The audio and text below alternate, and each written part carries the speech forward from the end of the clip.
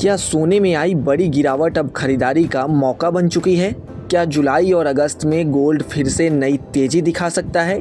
अगर आप सोने में निवेश करने की सोच रहे हैं या पहले से निवेश कर चुके हैं तो यह रिपोर्ट आपके लिए बेहद अहम है, क्योंकि पिछले 20 साल के ऐतिहासिक आंकड़े एक दिलचस्प कहानी बताते हैं। दरअसल सोने में निवेश करने वालों के लिए यह खबर राहत भरी है। इसकी वजह यह है कि सोने के लिए साल का सबसे कमज़ोर दौर अब खत्म हो चुका है।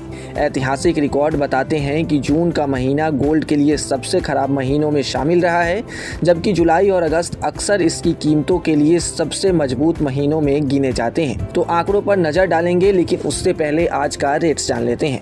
तो MCX पर गोल्ड और सिल्वर में फिलहाल गिरावट देखने को मिल रही है। MCX पर गोल्ड 5 अगस्त कॉन्ट्रैक्ट अपने पिछले क्लोज से 410 रुपए की गिरावट के साथ 1,44,890 रुपए प्रति 10 ग्राम पर ओपन हुआ। तो वहीं MCX पर सिल्वर 4 सितंबर कॉन्ट्रैक्ट अपने पिछले क्लोज से 9 रुपए की गिरावट के साथ 2,26,368 रुपए प्रति किलोग्राम पर ओपन हुआ। कारोबार के दौरान गोल्ड ने 1,44,860 रुपए प्रति 10 ग्राम का लो, तो वहीं सिल्वर ने 2,25,871 रुपए प्रति किलोग्राम का लो बनाया। अब अगर पिछले 20 साल के अंतर्राष्ट्रीय ट्रेड पर नजर डालें तो जून में सोने की कीमतों पर दबाव देखने को मिला है। इस साल भी जून के दौरान गोल्ड में अच्छी खासी गिरावट दर्ज की गई है, लेकिन अब कैलेंडर जुलाई में प्रवेश कर चुका है और आंकड़े बताते हैं कि यह महीना सोने के लिए उम्मीद लेकर आता है। इतिहास बताता है कि पिछले 20 वर्षों में सोने की कीमत में औसतन 1.5% की बढ़त देखने को मिली है। यही वजह है कि जुलाई को गोल्ड के लिए साल का दूसरा सबसे मजबूत महीना माना जाता है। सिर्फ औसत रिटर्न ही नहीं, बल्कि जुलाई का विन रेट भी काफी मजबूत रहा है। पिछले 20 सालों में करीब 65% बार जुलाई के महीनों में सोने ने पॉजिटिव रिटर्न दिया है, यानी हर 3 में से लगभग 2 बार निवेशकों को जुलाई में फायदा मिला है। अगर सबसे बेहतरीन प्रदर्शन की बात करें तो जुलाई 2020 गोल्ड के लिए बेहद शानदार रहा। उस महीने सोने ने करीब 10.7% का रिटर्न दिया। उस समय वैश्विक अनिश्चितता, कम ब्याज दरें और सुरक्षित निवेश की बढ़ती मांग ने सोने की कीमतों को नई ऊंचाई तक पहुंचा दिया था। इसके साथ ही कोविड में भी लोग सोने की ओर रुख करने लगे थे। हालांकि अगर 2005 से अब तक के पूरे रिकॉर्ड को देखा जाए तो अगस्त का महीना सोने के लिए और भी ज़्यादा मजबूत साबित हुआ है। पिछले 2 दशकों के दौरान अगस्त में गोल्ड की कीमतों में औसतन 1.6% की तेजी दर्ज की गई है।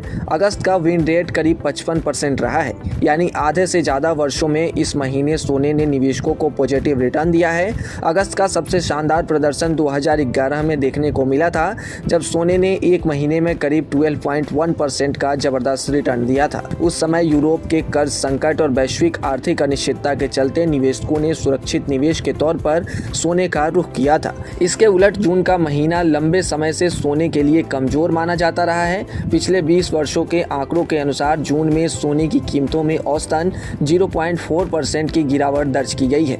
इतना ही नहीं, केवल 14% मामलों में ही जून के दौरान सोने ने पॉजिटिव रिटर्न दिया है। यही वजह है कि विश्लेषक इसे गोल्ड के लिए सबसे कमजोर महीनों में गिनते हैं।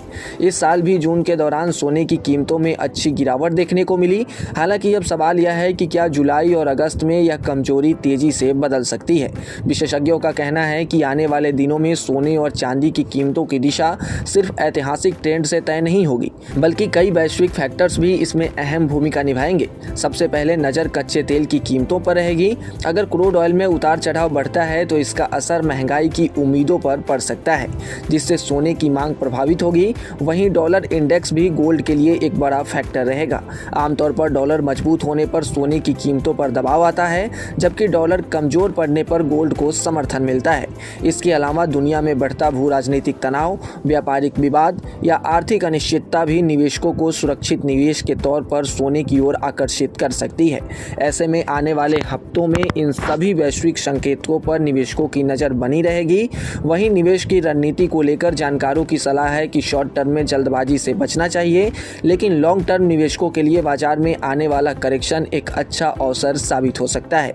ऐसे में निवेशक चरणबद्ध तरीके से यानी सिस्टेमैटिक खरीदारी की रणनीति अपना सकते हैं, जिससे उनकी औसत खरीद लागत कम हो सकती है। गौरतलब है कि सोना और चांदी दोनों ही इस साल जनवरी के अंत में अपने ऑल टाइम हाई पर पहुंच गए थे, जिसके बाद इनमें अच्छी खासी गिरावट आई। ऐसे में अगर जुलाई और अगस्त में ऐतिहासिक ट्रेंड दोहराता है और वैश्विक परिस्थितियां अनुकूल अनुकूल रहती है तो सोने में फिर से मजबूती देखने को मिल सकती है। हालांकि केवल पिछले रिकॉर्ड के आधार पर निवेश का फैसला सही नहीं होगा।